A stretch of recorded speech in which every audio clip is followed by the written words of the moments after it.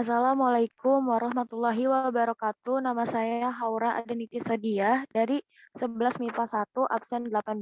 Di sini saya akan menjelaskan tentang asam basa dan teori-teorinya. Saya mulai dari teori Arrhenius. Menurut teori Arrhenius, asam merupakan senyawa yang mengandung atom H bila dilarutkan ke dalam air menghasilkan ion-ion hidrogen.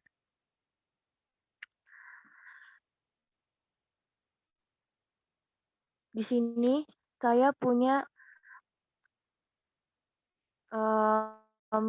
contoh senyawa HCl yang saya ionisasikan menjadi H+ min Cl min. Nah, pada H+-nya ini itu menunjukkan asam menurut Arrhenius, menurut teorinya. Untuk basa merupakan senyawa yang bila dilarutkan dalam air menghasilkan ion-ion hidroksida atau OH-. Saya punya contoh NaOH yang saya uraikan menjadi Na plus OH-. Karena di sini saya kurang min, saya akan tambahkan minnya dulu. Na plus OH-. Nah, pada OH- ini termasuk basa menurut teori Arrhenius. Nah, kelemahannya pada teori asam basa ini hanya dapat menjelaskan sifat asam basa apabila suatu zat dilarutkan dalam air.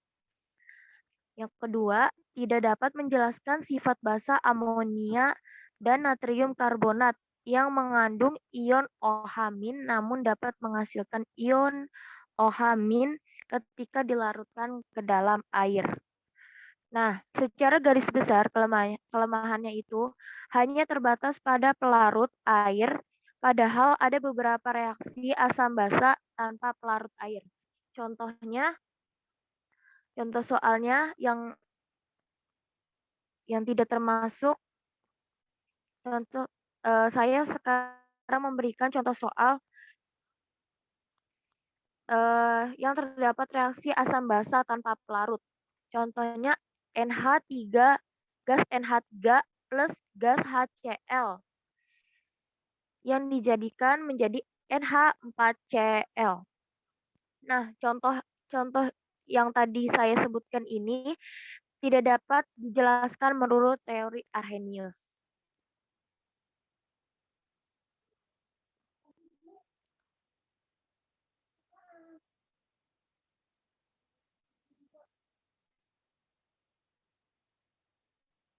Sekarang saya lanjutkan menjadi teori Bronsted-Lowry.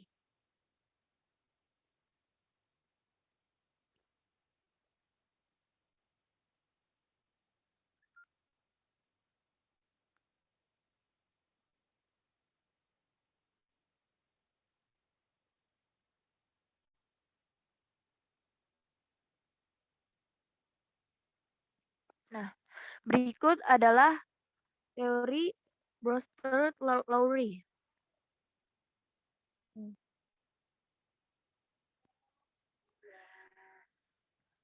Menurut teori Bronsted-Lowry, asam merupakan yang memberikan proton H+, atau biasanya terkenal dengan sebutan donor proton. Untuk basa, dia yang menerima proton H+, biasanya dikenal dengan akseptor proton. Nah, pada teori kali ini kita mengenal yang namanya pasangan asam basa konjugat. Pasangan asam basa konjugasi. Nah, ini kita garis bawahi ya.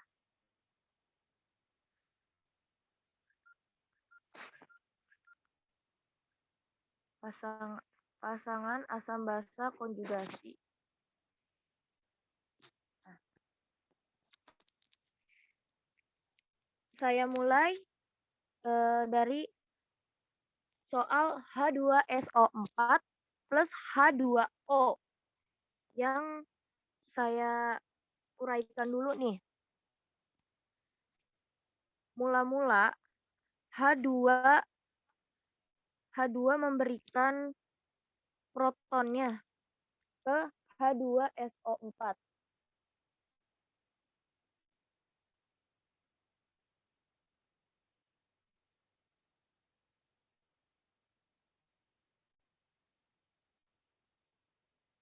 Terbalik ya, maaf.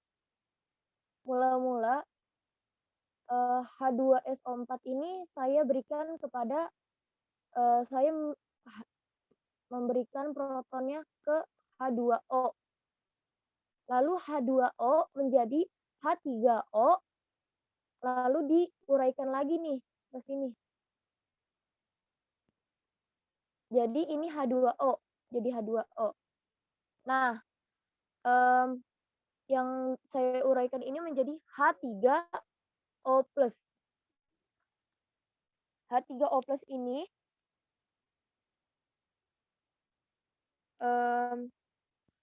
kita dapatkan dari H2O. Karena tadi H2SO4 sudah kita ambil, jadi di sini jadinya min. Jadinya HSO4 min. Nah,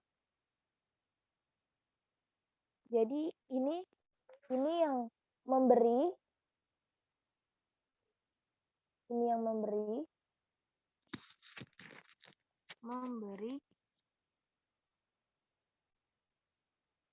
ini yang memberi, ini yang satu lagi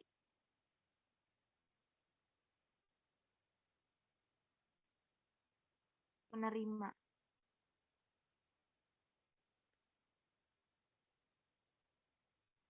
H2O ini menerima proton ya. Berarti dia akseptor proton. Nah, seperti ini. Nah, sekarang kita jadi tahu nih, kalau kita udah tulis, kita jadi tahu yang ini tuh jadinya asam 1. Dia asam 1. Saya lambangkan A1 ya. A1 yang di sini itu jadi basa 2. Kenapa basa? Tadi kan saya bilang karena dia menerima. Basa 2.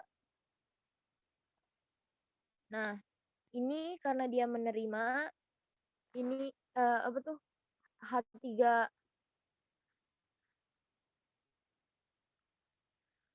tadi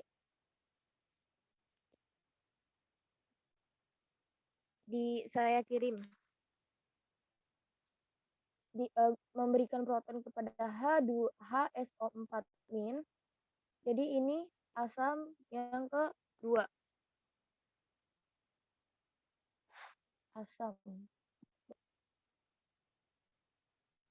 Asam yang kedua ya.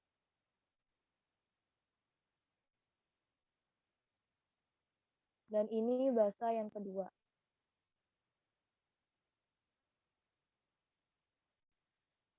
Nah,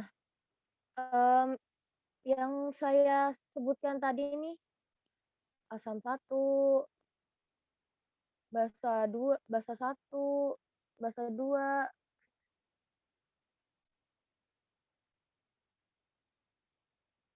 Itu merupakan asam basa konjugasi, pasangan asam basa konjugasi. Jadi yang dimaksud pasang asam konjugasi itu seperti ini ya. Kita lanjut ke soalan berikutnya.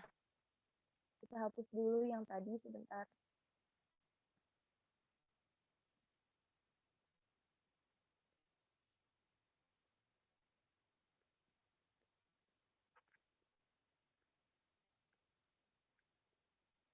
Bentar.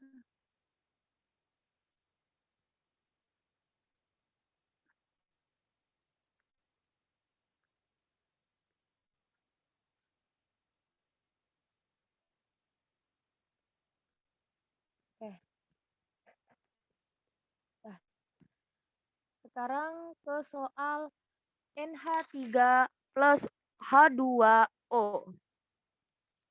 Nah, pertama-tama H2O ini kita kasih satu proton kita ke NH3. Nih. Lalu NH3 kasih lagi menjadi NH4. Nah, karena tinggal H1O yang di sini kita balik menjadi minus. Seperti tadi, dibalik menjadi minus. Jadi,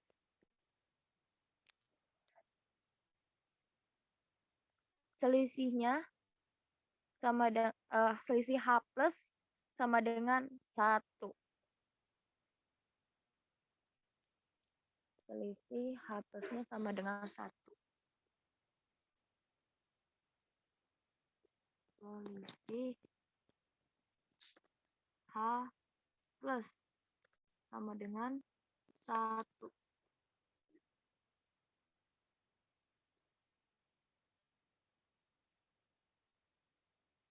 Nah, di sini ada kelebihan teori asam basa menurut Brotherton-Lowry, yaitu 1. Dapat menjelaskan sifat asam basa zat pada pelarut dan larutan selain air. Bahkan tanpa pelarut dapat menjelaskan sifat asam basa, kation, dan anion.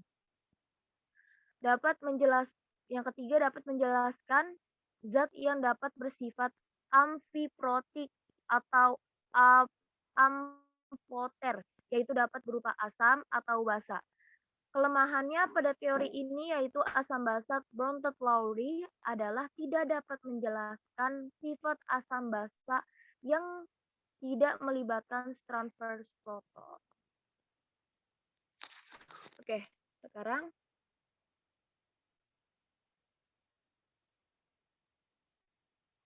kita lanjut.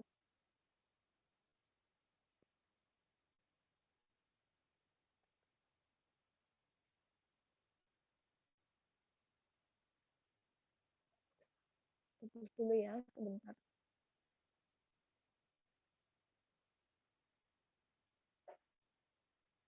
Oke.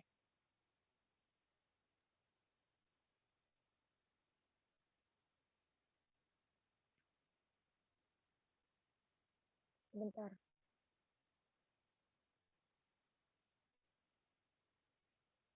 Nah, kita lanjut ke teori Lewis. Nah, menurut teori Lewis, asam itu zat yang dapat menerima pasangan elektron atau kita biasa sebutnya nih akseptor Pi. Untuk bahasanya, zat yang dapat memberikan pasangan elektron atau biasa kita sebut sebagai donor Pi. Nah, pasangan elektron itu struktur Lewis ya. Struktur Lewis. Jadi awal-awal kita buat dulu nih struktur Lewisnya. Nih. NH3 menjadi seperti ini. Ini menandakan satu pasang E bebas. Bentar ya, kita tulis dulu. Satu pasang E bebas.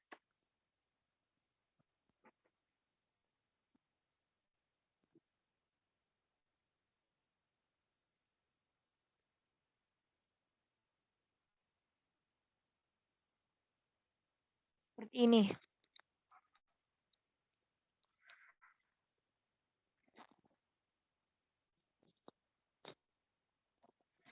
Plus H plus jadi seperti ini. Ini ada yang kurang ya.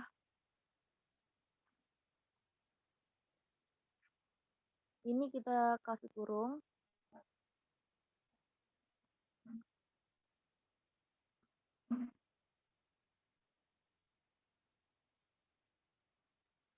kita kasih kurung, kita kasih plus di sini. Nah,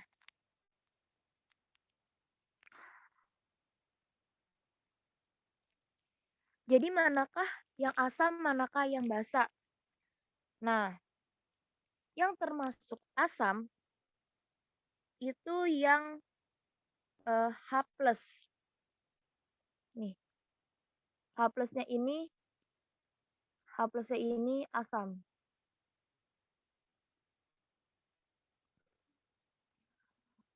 H+-nya ini asam dan NH3 ini basa. Basa. Nah,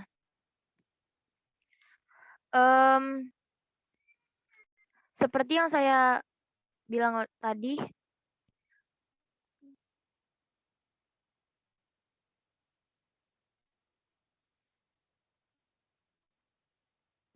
karena ini bisa kita sebut basa karena tidak memiliki elektron. Jadi tetap asam basa Lewis. Jadi ininya itu basa Lewis. Ini seperti ini ya. Bentuk dari struktur Lewisnya. Sekarang kelebihan teori asam basa Lewis yaitu yang pertama dapat menjelaskan sifat asam basa yang tidak melibatkan transfer proton. Yang kedua, dapat menjelaskan sifat asam basa, oksida asam dan oksida basa. Yang ketiga, dapat menjelaskan sifat asam basa molekul senyawa yang memiliki pasangan elektron bebas. Yang keempat, dapat menjelaskan sifat asam basa zat organik seperti protein dan DNA. Kekurangan teori Lewis ini hanya dapat menjelaskan sifat asam basa zat atau ion yang mencapai kaidah oktet atau kestabilan saja. Nah, dari sini kita tahu berbagai macam teori. Jadi sampai sini saja penjelasan saya kali ini. Bila ada kekurangan, mohon dimaafkan. Wabillahi taufiq wa hidayah. Wassalamualaikum warahmatullahi wabarakatuh. Terima kasih semuanya.